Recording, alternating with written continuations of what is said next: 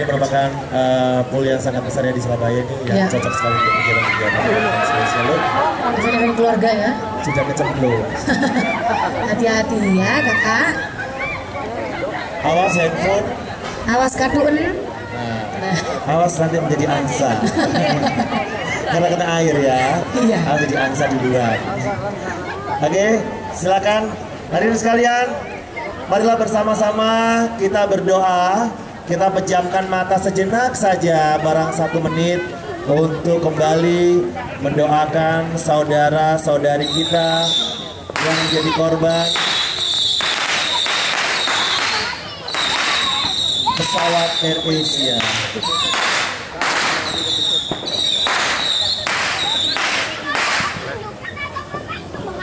Berdoa sesuai dengan agama dan kepercayaan kita masing-masing. Berdoa mulai.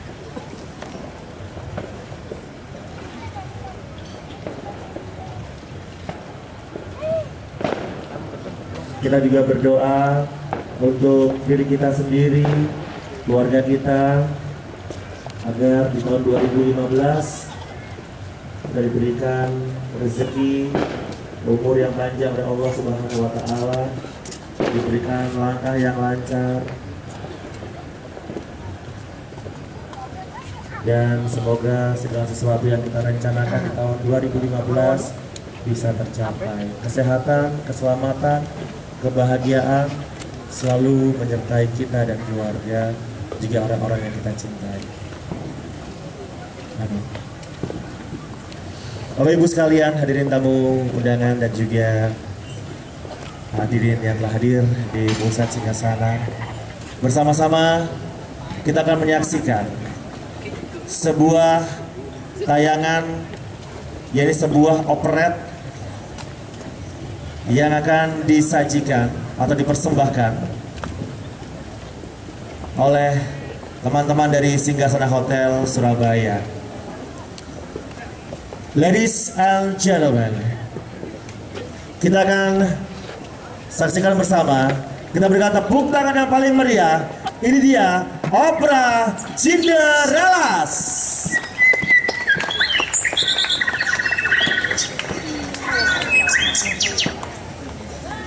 Kerajaan Jenggala adalah sebuah kerajaan yang besar di zaman. Raden Putra adalah baginda rajanya. Raden Putra memiliki seorang permaisuri yang tengah mengandung dan seorang selir. Di balik kecantikan wajahnya, sang selir menyimpan rasa iri yang teramat dalam pada permaisuri. Dia menganggap bahwa dialah yang berhak atas posisi permaisuri. Bekerja sama dengan tabib istana, sang selir berupaya untuk merencanakan sesuatu yang buruk terhadap sang permaisuri. Hati-hati istriku kalau jalan, pakai kaki, jangan pakai tangan. Ah, Kanda, bercanda melulu. Semoga menjadi anak yang baik, laki-laki atau perempuan sama saja. Yang penting sehat. Iya, Kanda. Amin. Betul begitu, Dinda. Iya, Kanda. Yo, Mas.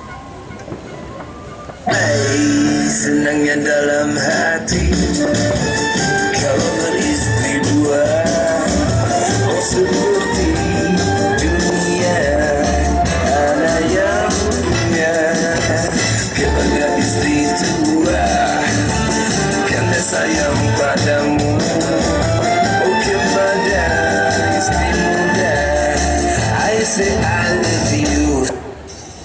Pikiran buruk memenuhi otak sang selir. Rasa cemburu membakar hatinya. Ia ingin segera melenyapkan sang permaisuri. Otaknya berputar-putar, seirama dengan putaran badannya. Maju mundur, cantik, cantik. Mundur lagi, cantik. Aku harus melenyapkan permaisuri. Akulah yang seharusnya menjadi permaisuri, bukan. Tabib, sini kamu. Daulah Tuanku Ratu, hamba menghadap. Apa ada yang Tuan Ratu butuhkan? Sang selir berdiskusi dengan tabib istana. Mereka merencanakan sebuah skenario untuk melenyapkan sang permaisuri. Sebuah racun telah disiapkan untuk menjebak. Sang selir terbaring lemah di tempat tidurnya. Baginda Raja, Raden Putra, dengan penuh perhatian mendampingi selirnya. Dibiarkannya tabib istana mengobati istri keduanya. Permaisuri berdiri di sampingnya memandang dengan cemas. Paduka Raja, istri Paduka ini mengalami sakit parah. Sakit parah? Sakit apa? Sepertinya ada yang mencoba meracuni istri Paduka Raja. Meracuni? Apa maksudmu? Siapa yang berani-berani meracuni istriku? Hal ini hanya bisa dilakukan oleh orang yang punya akses ke kamar dan punya perasaan iri dan tidak nyaman akan keberadaan istri Paduka. Itu bisa saja dari permaisuri Paduka. Tidak mungkin. Apa buktinya? Kamu jangan asal bicara, wahai tabib. Aku bisa memenggal kepalamu sekarang. Kalau Paduka tidak percaya, lihat apa yang saya temukan di kotak istri Paduka. Kotak emas yang hanya dimiliki oleh permaisuri. Kenapa kotak ini bisa berada di sini? Itu kotak milik saya, Kanda. Hadiah pernikahan dari Kanda dulu. Kenapa kotak itu ada di sini? Aku juga bertanya hal yang sama kepadamu. Kenapa kotak ini ada di sini? Dan kotak ini berisi serbuk obat yang berbahaya. Aku tak tahu. Permaisuri mengurung diri di dalam kamar. Hatinya merasa sedih karena Baginda Raja tidak mempercayainya dan menuduhnya meracuni selir raja. Sementara itu, tabib istana terus meracuni pikiran Baginda Raja, Raden Putra, sehingga akhirnya Baginda Raja terbakar amarahnya dan mengutus patih kerajaan untuk membawa permaisuri ke hutan dan membunuhnya. Sang patih segera membawa permaisuri yang sedang mengandung itu ke hutan belantara. Tapi patih yang bijak itu tidak mau membunuhnya. Rupanya sang patih sudah mengetahui niat jahat selir Baginda. Untuk mengelabui raja, sang patih melumuri pedangnya dengan darah kelinci yang ditangkapnya. Raja mengangguk puas ketika sang patih melapor bahwa ia telah membunuh permaisuri. Setelah beberapa bulan berada di hutan, lahirlah anak sang permaisuri. Bayi itu diberinya nama Cinderelas. Cinderelas tumbuh menjadi seorang anak yang cantik dan cerdas. Sejak kecil, ia sudah berteman dengan binatang-binatang penghuni hutan. Suatu hari, ketika sedang asik bermain di tepi sungai, seekor buaya mendekatinya. Hah? Apa itu? Jangan takut anak manis, terimalah ini, pemberian dariku. Telur apa ini? Kenapa kau memberikannya kepadaku? Percayalah padaku, suatu saat nanti kamu akan membutuhkannya. Dengan setengah ragu, Cinderelas membawa pulang telur pemberian buaya raksasa. Disimpanlah telur itu hingga menetas. Ternyata telur itu adalah telur ayam raksasa dengan suara yang sangat mengejutkan. Aku adalah ayam ajaib. Pemilikku adalah seorang gadis cantik dan baik hati. Cinderelas lah namanya.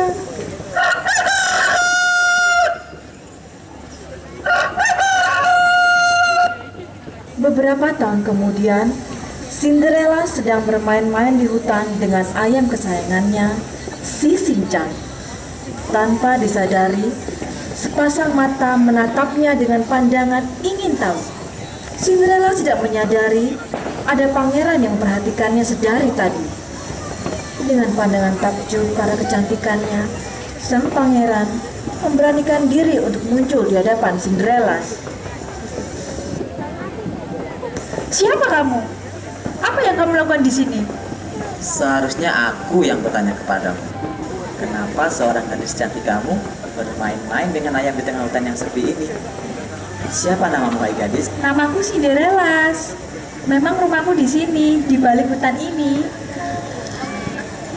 Sepertinya kamu gadis yang baik. Aku memperhatikanmu dari tadi. Main-mainlah ke istana. Siapa tahu kita kilap. Maksudku, kerajaanku akan mengadakan pesta dansa.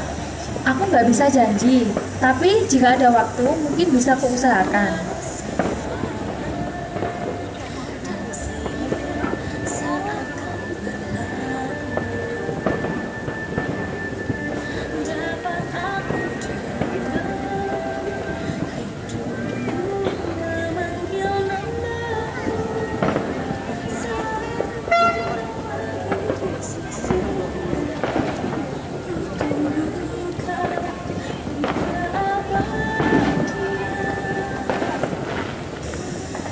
Sementara itu di tempat lain, raja kerajaan tetangga menanti kedatangan sang pangeran. Mereka tengah dalam persiapan mengadakan pesta dansa istana. Sang raja sangat khawatir karena putranya belum datang. Mana nih anak? Kok sampai jam segini belum pulang?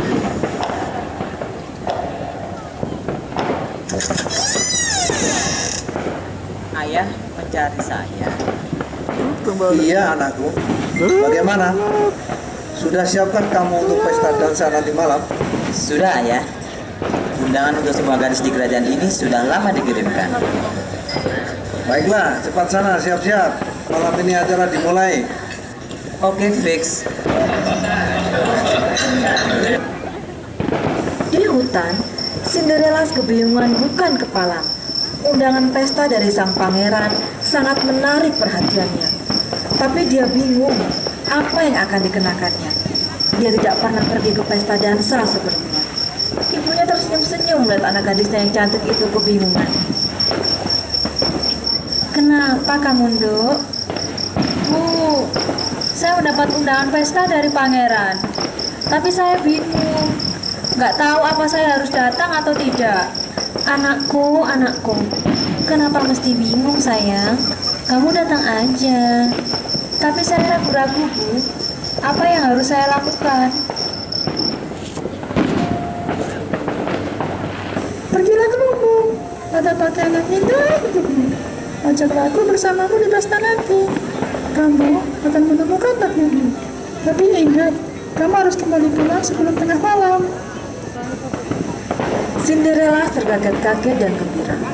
Keinginannya untuk bertemu sang pangeran hampir menjadi kenyataan. Dipeluk dan diciumnya ayam kesayangannya. Ini perempuan kok senengannya main burung, ayam toh. Dengan setengah berlari, dia menuju lubung padi dan menemukan sebuah gaun yang indah serta sebuah kereta kencana yang siap mengantarkan ke istana kerajaan tetangga. Cinderella tiba di istana. Seluruh mata tertuju padanya. Cinderella menitipkan ayamnya kepada penjaga. Ia melangkah dengan anggun menuju pusat pesta. Sang pangeran memandang gadis cantik yang baru datang itu dengan kening berkerut. Siapa gadis ini? Betapa cantiknya dia. Kemana saja dia selama ini? Siapa dia? Kok kecantikan? Iya, siapa sih? Datang-datang udah main rebut aja. Dan tanpa terasa, hari sudah tengah malam. Cinderella berlari dan melepaskan genggaman tangan pangeran. Ia merupakan ayam kesayangannya. Semua kembali seperti sedia kala. Cinderella berlari masuk hutan dan menangis terseduh-seduh di pangkuan ibunya.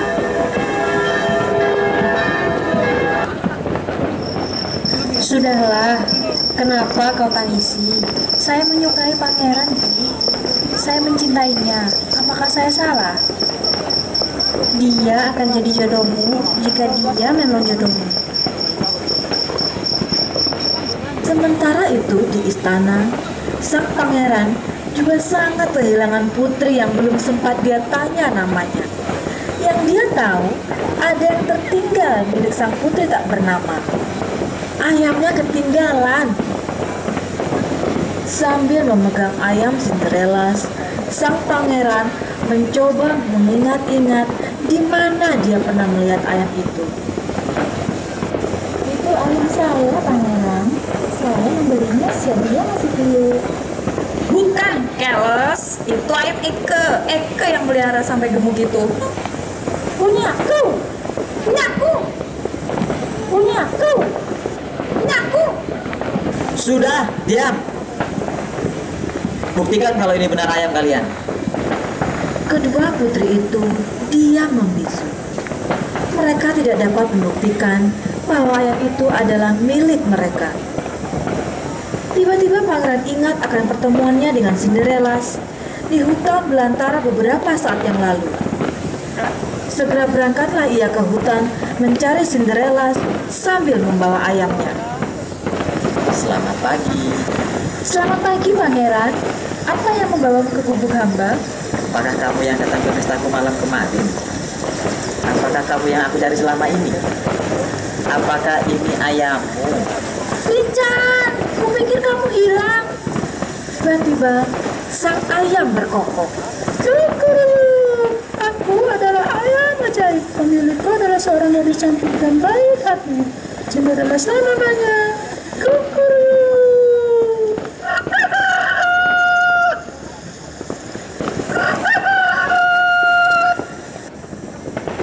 Begitulah kisahnya.